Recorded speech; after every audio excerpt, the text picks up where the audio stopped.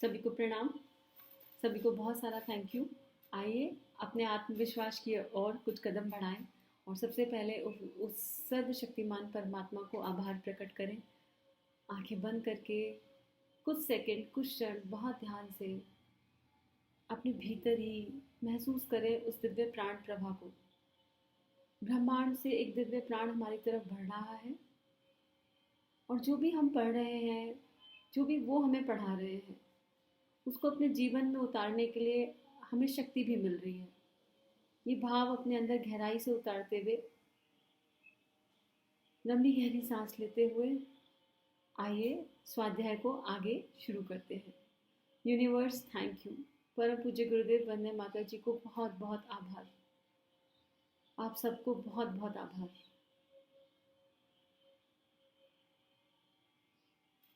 आगे पढ़ते हैं। अभी तक हमने इसमें पढ़ा आत्मविश्वास के बारे में। स्वेट मार्टन सर बता रहे हैं और वो बोल रहे हैं कि इसकी इम्पोर्टेंस क्या है और कैसे इसे, ये हमारे भीतर से रेडिएट होता है, बाहर से एक्वायर्ड नहीं है, और हमारी बॉडी, हमारा चेहरा वो सब बता देता है। तो यही सारे पॉइंट्स को समराइज करते हुए आगे वो बोल रहे हैं, हमने शुरू में भी बात करी थी कि अपना टैलेंट पहचानना बहुत इंपॉर्टेंट है। वो बोल रहे हैं अपनी प्रतिभा को पहचाने। आपके भीतर क्या वो स्पार्क है। उस परमात्मा ने सबको कोई ना कोई यूनिक टैलेंट दिया है। हम अपने उस टैलेंट को पहचान लें और निखार लें। तो इसके बारे में सर क्या लिखते हैं, इस प्रकार यदि आपको विश्वास है तो आप भी महान कार्य करने में समर्थ हो सकते हैं। उस प्रभु के परम पिता के पुत्र हैं जो सर्वशक्तिमान है। फिर आप किसी भी मामले में स्वयं को निर्बल क्यों समझते हैं। क्या पिता अपने पुत्र को निर्बल बनाएगा। हर पिता की इच्छा होती है कि उसकी संतान सबल हो, सर्वगुण संपन्न हो। ये अलग बात है कि संतान अपने कर्मों के कारण निर्बल बनी रहती है, उस शक्ति से अनजान रहे जो प्रभु ने उसे प्रदान की। एक बात का सदैव स्मरण रखें कि राजाओं के भी राजा का वरद हस्त सदैव ही आपके सिर पर है। उसकी दैवी शक्ति का प्रभाव आपको क्यों अनुभव नहीं होता। तब ऐसा क्या कारण है कि आपको अपनी सफलता में दृढ़ता पूर्वक विश्वास ना हो। वास्तविक तथ्य यह है कि जब तक आपको अपने गुणों में विश्वास ना हो तब तक आप उन्हें पूरी तरह विकसित नहीं कर सकते। कहने को बहुत छोटा पैराग्राफ है, लेकिन कितनी डीप बात बोल रहे हैं कि वो परमात्मा कौन है, हमारे पिता हैं, और उन्होंने हमें डेफिनेटली कुछ ना कुछ क्वालिटीज दी हैं और हम उन्हें पहचान नहीं पा रहे हैं। और अगर पहचान लेते हैं तो उनको, उसका परिष्कार नहीं कर पा रहे हैं, उसको उसको रिफाइन नहीं कर पा रहे हैं। अब मान लीजिए मुझे पता भी चल जाए कि मेरे अंदर ये टैलेंट है, तो जब तक मैं उस पर चिंतन मनन नहीं करूंगी या उसको रिफाइन नहीं करूंगी, जैसे हीरा तराशना पड़ता है ना, हीरा तब निकलता है जब उसे तराशा जाता है। कोयला तो कोयला है। अब अगर हम कोयले को कहते हैं ये हीरा है तो कोई उसे कंसिडर नहीं करेगा ना। कोयले को हीरा बनाने में एक जर्नी, एक यात्रा से गुजरना पड़ता है। तो वो यात्रा हम मिस कर देते हैं क्योंकि हमें विश्वास ही नहीं है। अगर हमें हमें समझ में भी आ जाए कि ये प्रतिभा है तो हम इग्नोरेंट हो जाते हैं एट टाइम्स। और वो कह रहे हैं कि डेफिनेटली है, बस अपने अंदर की ओर देखो तो सही। अभी तो हम बाहर की तरफ देखते रहते हैं, लोगों से अपना कंपैरिजन करने की कोशिश करते हैं और कई बार एक्वायर्ड टैलेंट को मान लेते हैं। किसी में कुछ देखा तो सोच लेते हैं, और अगर वहां कुछ भाव हमारे मन में आया तो सोच लेते हैं अरे हम भी ऐसा कर सकते हैं जैसा कोई दूसरा कर रहा है। हमें किसी दूसरे के जैसा कुछ करना ही नहीं, हमें वो करना है जो हमारे भीतर छुपा हुआ है। तो वही बात वो बोल रहे हैं कि अपने आप को निर्बल मत समझो, उस परम पिता के पुत्र हो। और हर, जैसे हम अपनी संतान के लिए बेस्ट चाहते हैं, हमने पहले भी बात करी थी कि जितनी जल्दी हम अपने बच्चे का हिडन टैलेंट आइडेंटिफाई कर ले, और उसको आइडेंटिफाई नहीं कर रहे, उसको नर्चर कर ले जितनी जल्दी, उतना ही जो है हमारे बच्चे का एक सस्टेनेबल लाइफ स्टाइल हो सकता है जो ग्राउंडेड टू अर्थ हो और फिर भी आकाश की ऊंचाइयों को छुए। ग्राउंडेड टू अर्थ रहना बहुत इंपॉर्टेंट है यहाँ पे, कि हम अपना बेसिक जानते हो, अपना रूट जान रहे हो और फिर भी आकाश की ऊंचाइयों पे पहुंच रहे हो। तो अगर हम अपने बच्चे का टैलेंट ही नहीं पहचान पा रहे, सेम वे हम अपना नहीं पहचान पा रहे, इसलिए हमने साइंटिफिक प्लेटफॉर्म की भी यहाँ बात की थी पहले, कि हम साइंटिफिकली भी आइडेंटिफाई कर सकते हैं और फिर विज्ञान और अध्यात्म के समन्वय से उसको नर्चर कर सकते हैं।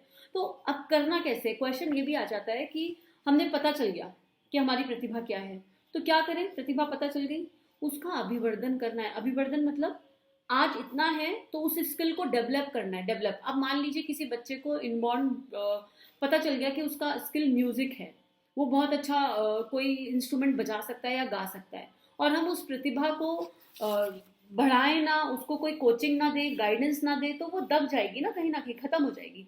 तो अगर मुझे आइडेंटिफाई हो गया कि मेरे अंदर XYZ प्रतिभा है, तो जैसे मैं बच्चे को क्लासेस दिलाऊंगी कि उसका म्यूजिक एनहेंस करने के लिए उसको हर लेवल पे इमोशनली, फिजिकली, फाइनेंशियली हर लेवल पे हम उसे सपोर्ट करेंगे, तो क्या अपने आप को सपोर्ट करना इंपॉर्टेंट नहीं है? सबसे पहले भीतर की यात्रा आइडेंटिफाई, और जब हम अपने भीतर, आप यकीन मानिए नवरात्रि आ रही है, आप इसी संकल्प के साथ नवरात्रि में यही संकल्प के साथ 9 दिन बैठ जाइए, विश्व कल्याण का भाव होना चाहिए। और उसके अलावा जो भी आप साधना कर रहे हैं, बस अपने इष्ट से यही प्रार्थना कीजिए कि बस मुझे मेरे भीतर क्या छुपा हुआ है वो तत्व, उसके दर्शन करा दीजिए, और वो दर्शन हो जाए फिर उसके अभिवर्धन की तरफ बढ़ जाए। उसके लिए लेजीनेस, आलस जो सबसे बड़ा शत्रु है, उससे बिल्कुल बच के रहना होगा। आज का काम आज, आज कोई टास्क सोचा तो वो आज करना है सबसे पहला।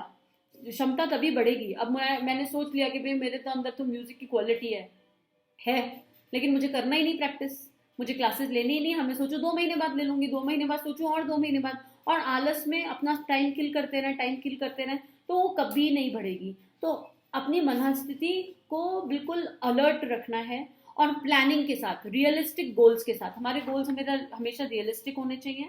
दूसरा एक स्टेप है, अपना जो पर्सनालिटी है उस पर्सनालिटी पे, ये सेकंड स्टेप हो गया, अपनी पर्सनालिटी पे स्ट्रांगली काम करना है, बहुत स्ट्रांगली। मेरी पर्सनालिटी वही होगी जो मैं अंदर से रेडिएट करूंगी या करूंगा। अगर हम अंदर से अगर सद्भावना, पॉजिटिविटी रेडिएट करेंगे तो हमारी पर्सनालिटी ऑटोमेटिक पॉजिटिव होगी। कहते हैं जिसका चिंतन हम करते रहते हैं हम उसके जैसा बन जाते हैं। तो क्यों ना हम दिव्य शक्तियों का चिंतन करें, आइडल्स का चिंतन करें जिन्होंने विशेष काम किए हैं, या आपने कोई XYZ आइडल बना रखा है तो उसकी क्वालिटीज का चिंतन करें।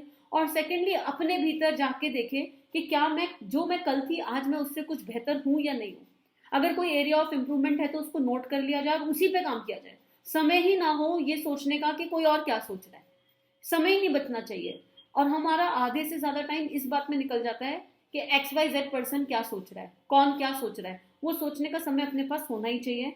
केवल अपनी त्रुटियों को खोजिए, उन पे काम करिए, और अगर आपको आपकी त्रुटि दिख रही है तो यकीन मानिए आप ब्लेस्ड हैं। कई बार तो हमको पता ही नहीं चलता कि हम गलती क्या कर रहे हैं, बड़ी कृपा से समझ में आती है ये बात कि हाँ ये मिस्टेक हो रही है, और उसमें भी कितना सुधार हुआ।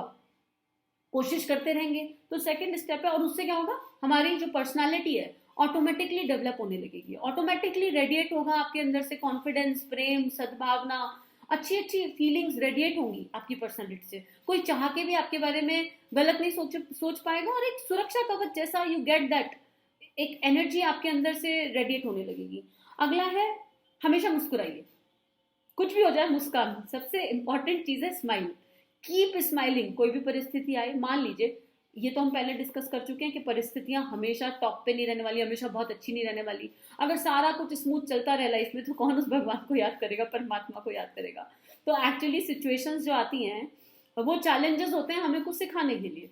तो ठीक है, मुस्कुराइए, अपने इष्ट से, अपने भीतर से, अपने अंदर की जो सोल पावर है, सोल पावर की बात की थी ना, उससे कहिए ओके सिचुएशन आ गई, नाउ लेट मी बी काम, मुझे काम रहना है, मुझे शांत रहना है, और मुस्कुरा के कहना है ओके थैंक यू, आप आ गई, अब बता दो मुझे क्या सीखना है, let me work on that. और किसी भी सिचुएशन में रिमोटली दूसरों को कंट्रोल करने की कोशिश मत कीजिए। हम किसी और पे काम नहीं कर सकते, काम कर सकते हैं तो केवल अपने आप पर कर सकते हैं। और अपने आप पे काम करने का सबसे इंपॉर्टेंट स्टेप जो मुझे समझ में आ रहा है, पॉजिटिविटी, सबके लिए और अपने लिए अच्छा सोचना। ना खुद को बहुत गिल्ट में रखिए, ना खुद को बहुत हाई रखिए, एक मध्यम मार्ग, एक बैलेंस अप्रोच। तो हमेशा मुस्कुराइए। उसके बाद है एक important step, to be organised. आपकी प्रतिभा का परिष्कार करने के लिए आपको बहुत ऑर्गेनाइज्ड होना है हर लेवल पे। जैसे मेरे अंदर ना ये प्रॉब्लम है, मैं बहुत कोशिश कर रही हूँ, I am working hard, but मैं बहुत डिसिप्लिन नहीं हूँ लाइफ में।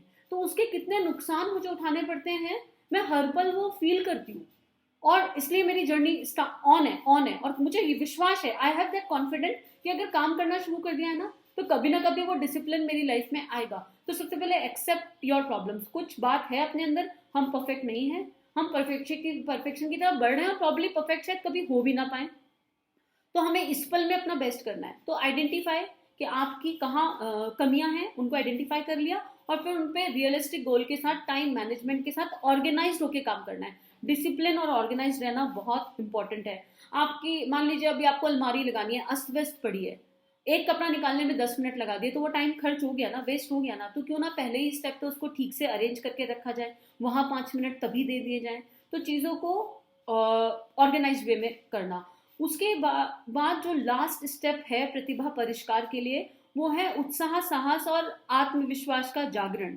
जो आता है वो बांटते चलिए, मतलब आगे रहिए। अगर कुछ मिल गया और आपने उसे अपने में इम्प्लीमेंट कर लिया, आपको लगता है, तो वो आपकी पर्सनैलिटी से रेडिएट होगा, और वो रेडिएट हो रहा है तो उसको दूसरों को बांटने में क्या हर्ज है। एट टाइम्स मैंने तो एक ऐसी भी सिचुएशन फील करी थी जहां मुझे एक बहुत अच्छा सूत्र मिला जीवन में, और मैं उसको इम्प्लीमेंट नहीं कर पा रही थी, नहीं कर पा रही थी, बहुत कोशिश करके भी I was again and again getting fail, but it's okay to fail. मुझे ये तो समझ में आ रहा था कि ऐसे ऐसे नहीं होगा।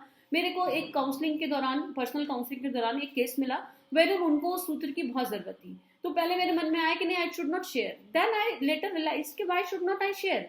आई can share and openly tell कि देखो मैं तो कर नहीं पा रही हूँ, तुमसे हो जाए तो तुम्हारा जीवन बहुत अच्छा हो जाएगा, because I understand the importance of this thing, this good habit, मुझे ये इंपॉर्टेंस समझ में आती है। सो अगर मैं फेल हो रही हूँ तो जरूरी तो नहीं है ना तुम भी फेल होगे।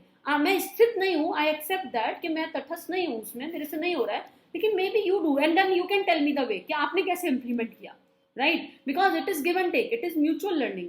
जो मेरे पास है, जो और मेरे पास अपना क्या है, सब उस परमात्मा का दिया हुआ, उस दिव्य शक्ति का, उस इष्ट का, आप उसको जो भी बोलो, उसका नाम कुछ भी हो सकता है। हो सकता है वो आपके भीतर वाला ही हो। किसी को प्लांट से शक्ति मिलती है, किसी को नेचर से मिलती है, किसी को नदी से मिलती है, किसी को किसी आइडल से मिलती है।